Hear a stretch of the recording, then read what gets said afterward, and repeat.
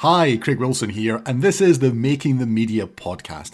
Welcome if this is your first time joining us, and for our regular listeners, thanks again for being here.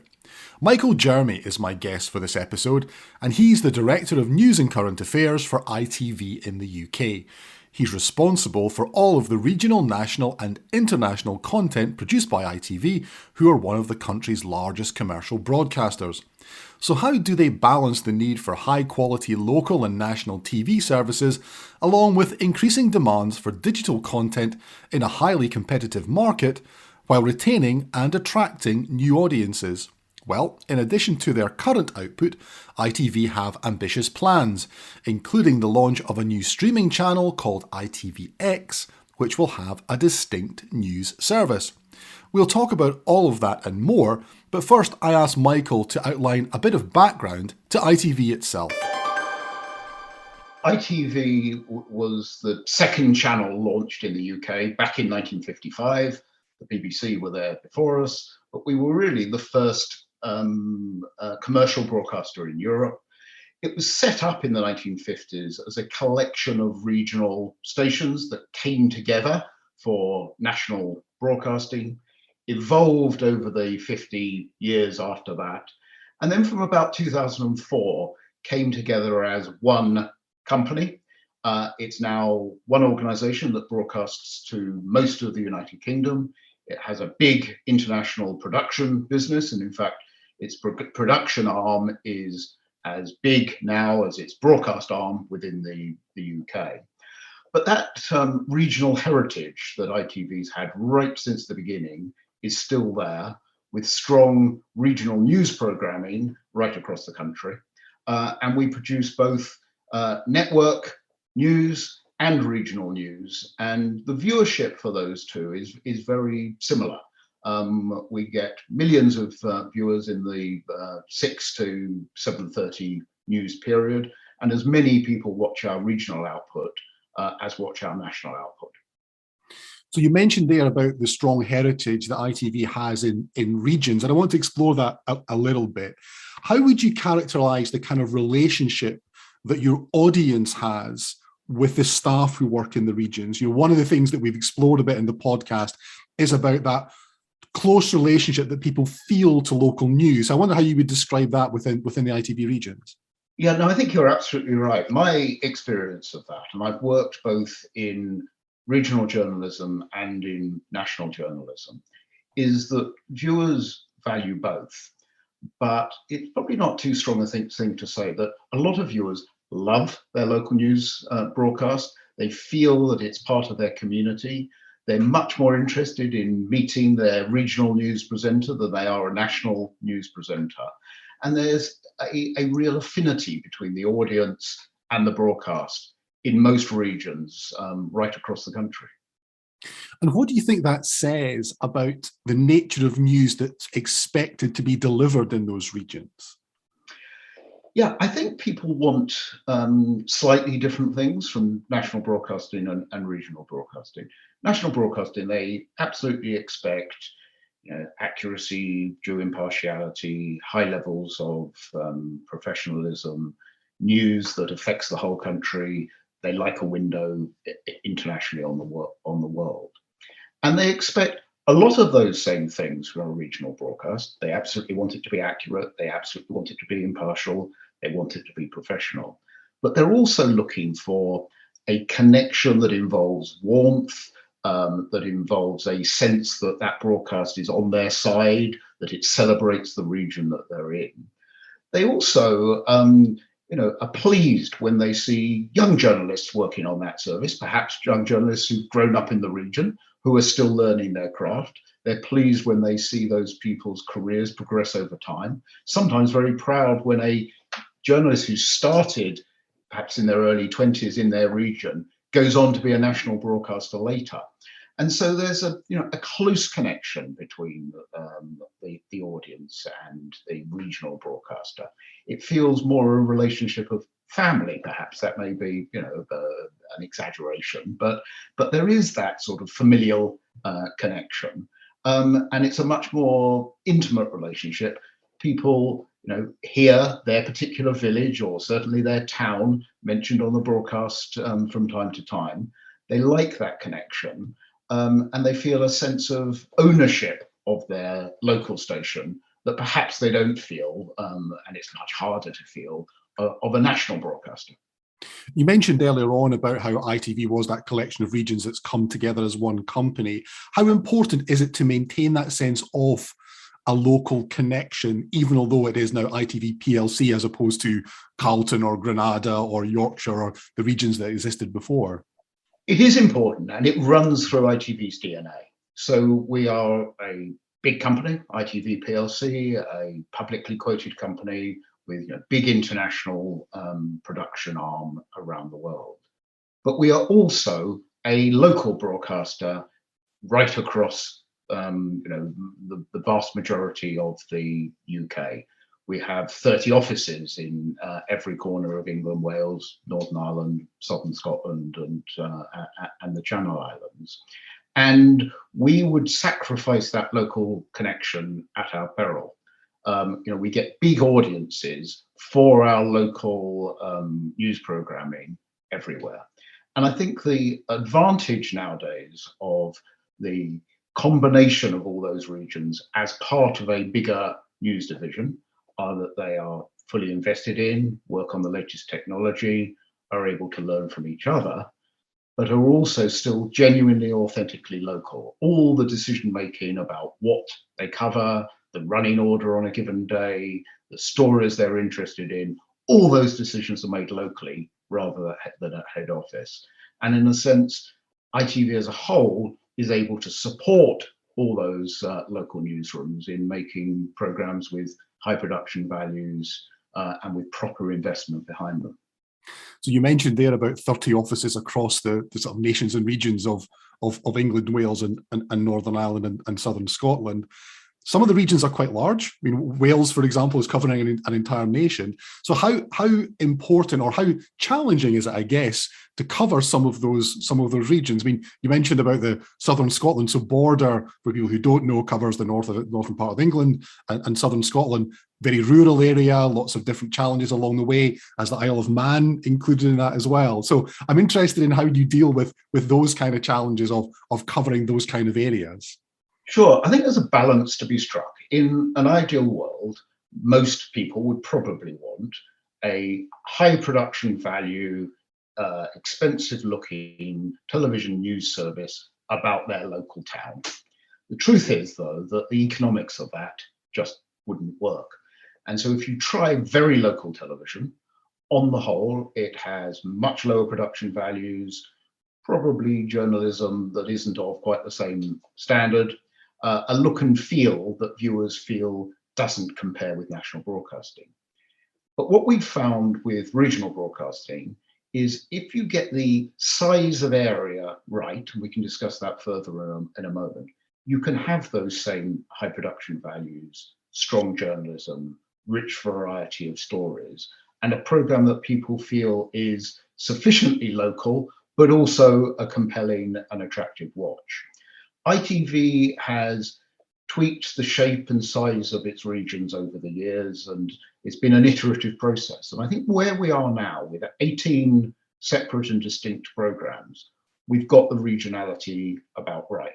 So in the northwest of England, for instance, you have one service that looks after the area of Manchester and Liverpool and the old mill towns in the northwest, and has been doing that since the beginning of Granada television. And Granada has almost, its name itself is sometimes people refer to that part of the country as Granada land, gave an identity to the region that perhaps didn't fully exist before and has brought it together.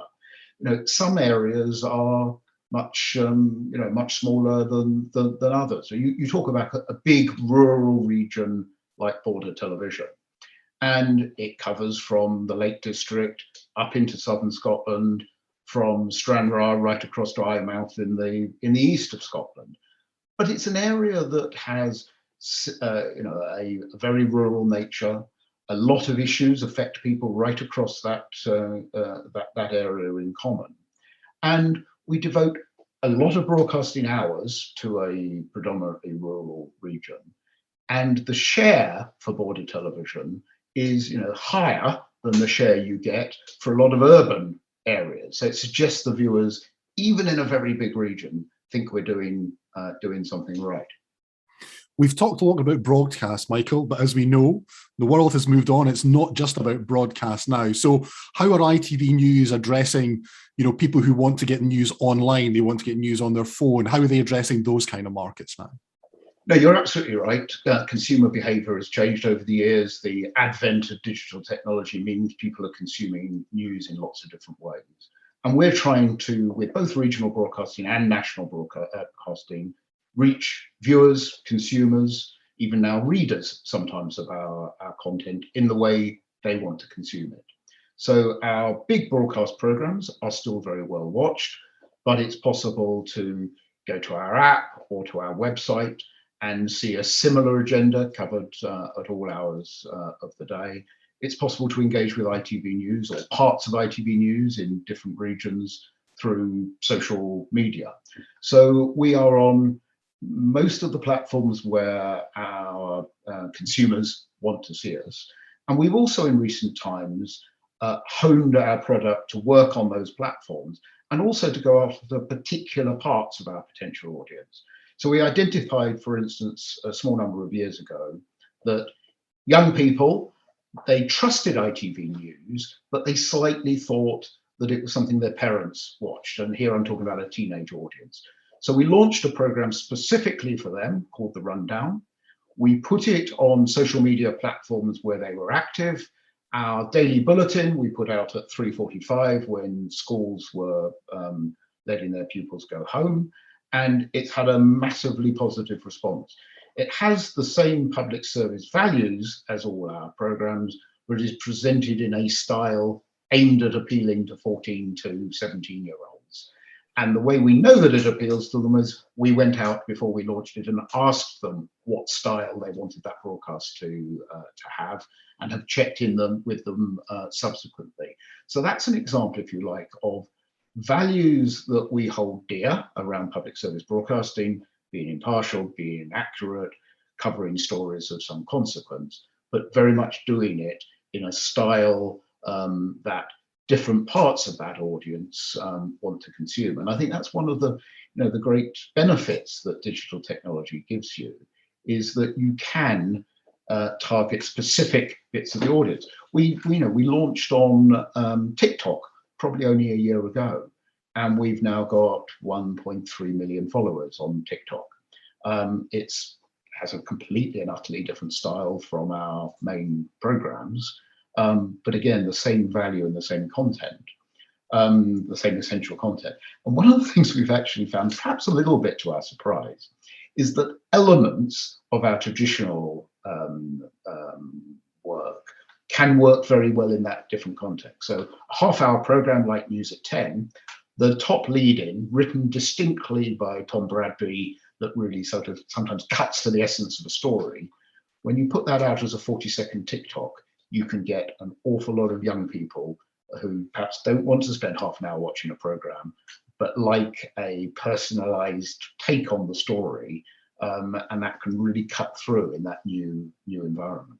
That's really interesting, Michael. I'm interested in how you try to coordinate, I guess, between the broadcast side of the business and that digital side of the business. Are your newsrooms try to organize where it's about creating content and about regardless of the platform, or does one have sort of primacy over others? It's a really interesting question, Craig, because I think lots of news organizations over the last 10 years have tried different things in that regard. And I think what I would describe it now is that our newsroom has a number of teams within it who are very conscious of the particular audience that they're trying to serve, but they work very well across the team. When we haven't got just a set of people who are putting out News at 10 and creating digital content and looking after the lunchtime news and trying to create TikTok. But we've got teams that are looking at each of those sorts of platforms and cross-pollinating, looking at material that's gathered for News at 10 and how could that work in social media, or how could it work on this platform or that platform. And also a lot of our colleagues work across those services. So you might be a producer who spends a time working on News at 10, but also wants to work on digital at other points. So it's a combination of dedicated teams, but very much working as one team overall. And in a sense, I'd expand that to think about the relationship between our regional newsrooms and our national newsroom. Our national newsroom turns to our regional newsroom for a lot of material, but also often a local take on a regional story. And in the opposing direction, some of our national journalists, perhaps on a big international story, will provide feeds to our local newsroom. We are an organisation of some size, but small enough to be able to get that really cooperative environment going across all our services. And are you finding as newer journalists join the organisation that there is a blurring of lines between the platform which is seen as the most important one? Because I think our own experience in journalism, I came from newspapers and then moved into television. A lot of people now, they're coming through colleges and universities, they're very much being trained as multimedia journalists, and that ability to work in that way. Do you see that with staff who are joining you now? Absolutely, Craig. I remember a good number of years ago now, being used to the fact that I would sometimes be trying to persuade older colleagues of the desirability of journalists picking up a camera or operating various forms of technology and working across platforms, and realizing that there was a degree of advocacy required to do that as we tried to move in that direction. And then talking to younger people who were coming out of colleges and realizing that they didn't need persuading. They thought we weren't multi-skilled enough. We weren't giving people enough opportunity to work across different platforms. And I think the young people who've come into our organisation in recent years have been enormous catalysts for change. And we try to give them the opportunity to work on every platform and not to not use the skills they've learned before joining us. And we try to add to those skills and give them the ability to operate across all our output and all our platforms. I was talking yesterday to a young colleague who said she didn't own a television set and consumed all her media through her iPad and her phone, and got an awful lot of her news from TikTok and other social media. And I think any well-established broadcaster needs to be very open to that. And to be able to combine what we have done for a long time traditionally and very well, and not give that up, but also to adapt and change to the way lots of younger consumers are choosing to consume news. We've spoken a lot about the regions, Michael. Perhaps let's talk about network for a little bit, if that's okay. How does ITV try to be distinctive in its news coverage? And what I'm thinking about here is not just the news programs, but what you do in current affairs as well. What's the kind of, I don't know if agenda is the right word, but what's the sort of approach that you take to the program that you want to make? Yeah, we've expanded what we do in current affairs in recent years and expanded on what we do in national news. And I think what I would say the theme of that expansion and adding titles is almost, I think the best way I might describe it is the opposite of dumbing down. We think we have millions of highly intelligent viewers right across the country who want to understand how the world works, want to understand the implications of government decisions and so forth. And that we have a responsibility in a completely unpo-faced way, in a way to explain those issues, make them really accessible to our viewers. And we think of our viewers in a sense as, friends we want to communicate with on a level. We don't see ourselves as perhaps some national broadcasters do, as handing down, tablets from the mount as to what the news is, but want to have a well-informed, intelligent conversation with our viewers. And with our news broadcasting on television, we've expanded the duration of our main early evening news from half an hour to an hour, because there was an appetite, we felt, from our audience for more news, particularly news right around the UK, rather than being London-centric, as some of the other broadcasters perhaps are. and News at 10, which we thought a few years ago that News at 10 comes at the end of the day, when nowadays so many viewers are very conscious of what's gone on through the day because of what they've seen on their phone or on social media or what have you. But News at 10, in a very distinctive style, adds value to an explanation to what those big stories are at the end of the day, rather than just reporting the news. And so on television, we've invested in a sort of smartening up process of the news, a belief that our viewers want information, but they are highly intelligent, sophisticated, and we don't need to dumb down at all. I think that television 15, 20 years ago, probably across Europe and in the United States, thought that you should do the opposite, thought that the way to get viewers was to make it simpler, to not deal with challenging subjects. And I actually think that what we've done has become more challenging, but at the same time enormously accessible. And that's, for us, has been a successful format. And as when we were discussing digital earlier, doing all those things, not just on television, but in digital versions. We've been doing quite a lot of podcasts, quite a lot of discussions on in an audio off the back of our television programs, often related to our television programs, and there's an audience for that. And we are, before the end of this year, launching a new service on ITV's player, which I think will move news reporting into an area that haven't really gone there yet. So ITV, before the end of 2022, will be launching ITVX, which is a free player with 10,000 plus hours of entertainment, drama, not only ITV's back catalogue, but original productions, big UK-based dramas launching there before they're on the main channel, box sets, a number of fast channels where, you know, true crime or a drama channel will be available to people. So it won't just be a catch-up destination, it will be somewhere you can spend the evening discovering what you want to watch with some really high quality material. Similar, if you like, to some of the other big streamers that are available, but the big point of difference is that this is free to air. People won't have to pay for it. And within that, and this hasn't to date been done, I don't think, on any other stream, or at least not in this form, a prominent rail in there that is ITV News.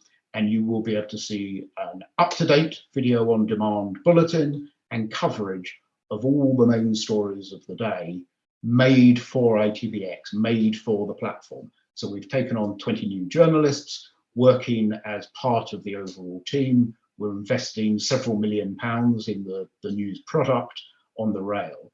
And at the moment, if you want to consume news, there are lots of ways of doing it. You can go to a news channel. You can wait for one of the big news programs on one of the big channels. You can go to your phone. You can go to your tablet.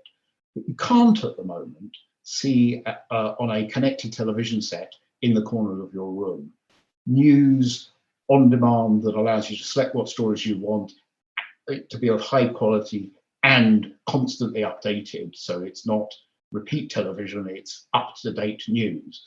That doesn't currently exist. And we think that's a service that our viewers will appreciate and want to use. I mean, I think it's an interesting approach. As you mentioned, here in the UK, there are, of course, 24-hour news channels that have existed in 6 In fact, going back a long time, ITV, of course, had a 24-hour news channel a number of years ago.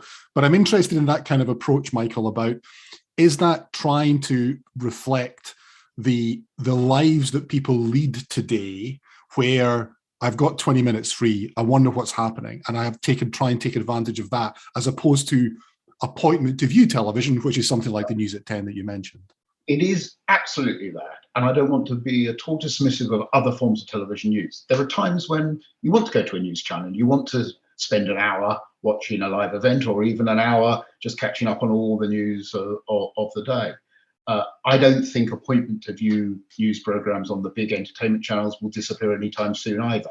Sometimes I think that's a great way of consuming news. You watch the 9 o'clock drama, then you can watch News at 10, and then you can watch what's after, and millions of people still choose to do that. But I think you're right that consumers want to do what they want to do in the mood they're in. And I think that there will be an audience that wants to be on a streamer, watching perhaps a live program on ITV through ITVX, perhaps planning to catch up on a new drama that dropped exclusively there a few days before that they haven't seen yet. And in between will think, oh, I haven't caught up on the news in the last few hours, or I haven't seen the news at all today. Let me see what's on the rail, which of those stories am I particularly interested in. I'd like to hear all the news of the day, but summarized in 2 or 3 minutes, and all those options will be there. So this is about increasing choice for consumers, increasing choice for news viewers. It's not going to replace any of the other forms, but it does add something that's distinct and doesn't, to date, exist. So, I mean, obviously, viewers' consumption habits have changed, but also the technology has changed around the delivery of news as well. So how does ITV try to take advantage of those kind of changes as well? No, you're absolutely right, Craig. I think it's interesting. I've worked in television news from the days when you would go out to do a live broadcast with a big crew. You might have to wait for permission from the post office or British Telecom to use a satellite dish. I'm talking about the rules in the 1980s. I remember those days. To a world in which our journalists equipped with mobile phones can shoot on them, can feedback, can edit in the field on their laptop. And we've adopted every form of technology and try to use it for its correct purpose.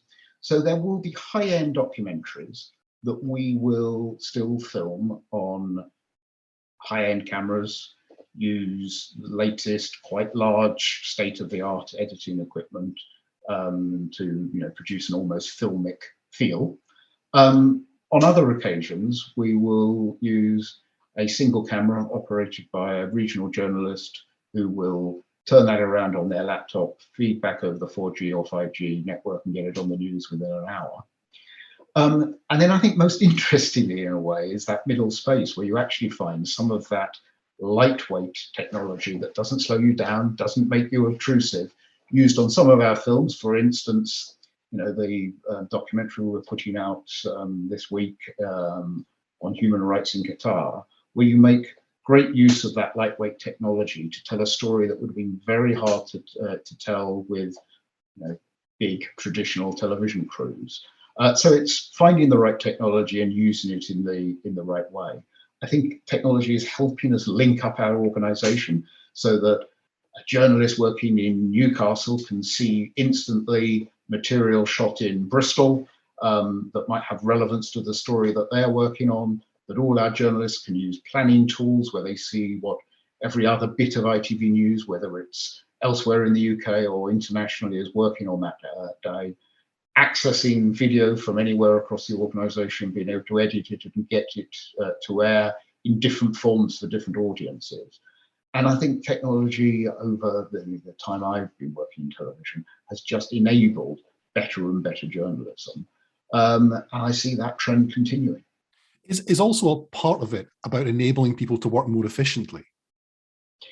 Yes, it is. And I think liberating people to spend their time on the journalism rather than getting around the difficulties of old-fashioned clunky technology. I think that the costs of television production, in a sense, have come down through the use of technology. But so, in the opposite direction has gone the ambition. You can be much more ambitious about what can be achieved. And I sometimes think when people talk about a golden age of television journalism, which is normally the decade in which they entered the industry, I think that's a myth. I think that television news and visual news on whatever platform actually has gone from strength to strength. I think it's possible to reach more places, to tell more stories, to do it in more interesting forms than it ever has been before. And I think that's been enabled by two things.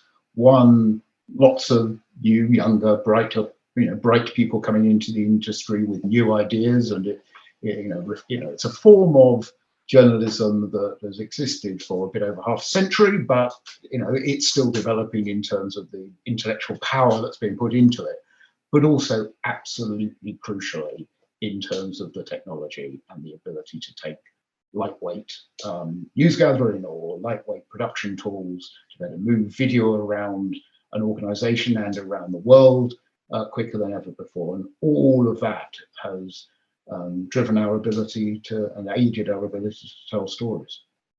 Michael, I mean, it's great to talk to you. I agree. I mean, I think it's a hugely exciting time to be in journalism. Lots of challenges along the way, but I do think it is, and it's evident talking to you about how passionate you feel about it. What is the future do you think hold for ITV News?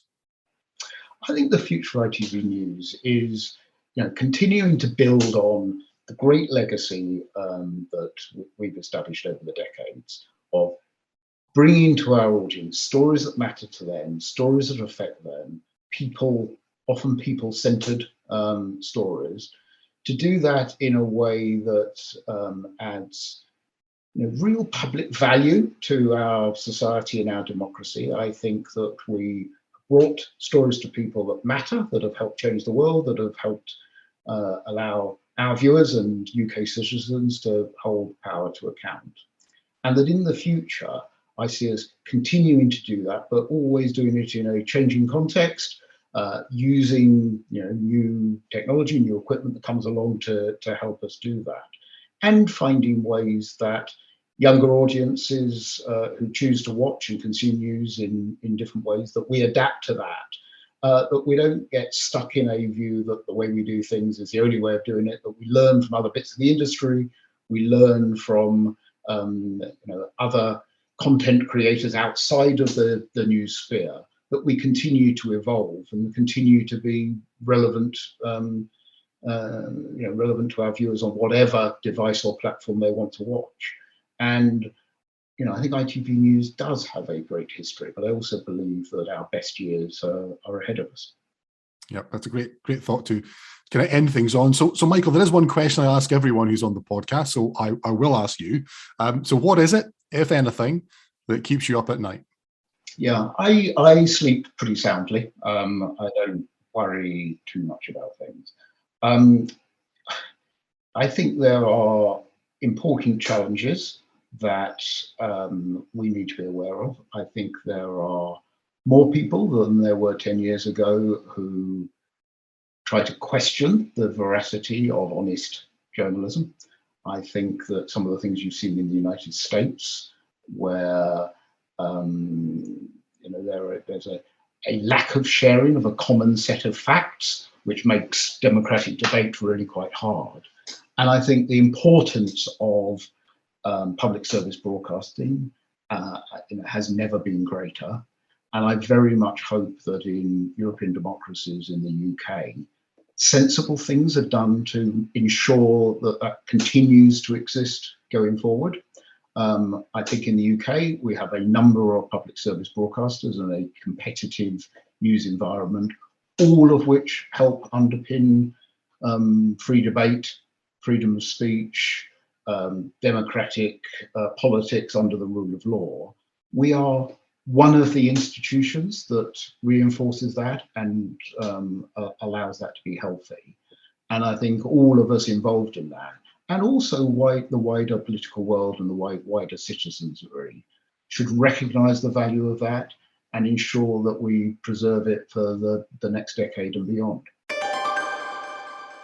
Really fascinating thoughts from Michael there on so many different topics, and a lot to digest, from the way they're delivering news to the changing habits of consumers and beyond.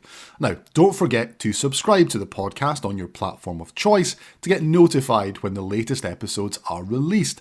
And please share and spread the word to get more people involved in the Making the Media family. Check out the show notes to find out more information about how broadcasters are dealing with the challenges of remote working and how Avid is enabling both rundown-centric and story-centric ways of working with our news solutions. Get in touch. On social, I am Craig AW1969 on both Twitter and Instagram, or email us at makingthemedia@avid.com. You can, of course, also follow Avid on all of our social channels to get the latest news on our products and solutions and other podcasts too. Thanks again to Michael for sharing his thoughts with us. Thanks to our producer Matt Diggs, and thanks, of course, to you for listening. My name is Craig Wilson. Join us next time for more in-depth behind-the-scenes chat with the people making the media.